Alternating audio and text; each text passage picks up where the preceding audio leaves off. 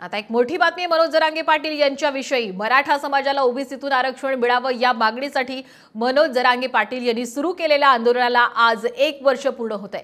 29 August 2023 रोजी मनोज जरांगे पाटील हे मराठा समाजाच्या आरक्षणासाठी मागणीसाठी अंतरवाली सराटीमध्ये उपोषणाला बसले होते आणि वर्षपूर्ती निमित्तानं बोलताना 4 दिवस उशीर होईल मात्र आरक्षण मिळणारच असा विश्वासही त्यांनी व्यक्त केलेला आहे। मनोज जरांगे विधानसभेच्या रिंगणामध्ये उतरण्याची शक्यता आहे।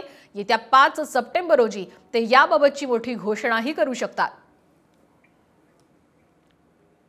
कितीही मोठं संकट आलं तरी एकत्र कुटुंब असलं हे संकट तोडतं। जर कुटुंब विखरलं तर संकट तोडू शकत नाही ते कोणाचं। माझा मराठा समाज एकत्र आल्यामुळे लाखानं कुणबी नोंदी निघाल्या, म्हणजे 57 लाख म्हणजे 2.25 कोटीच्या आसपास मराठी आरक्षणात गेले।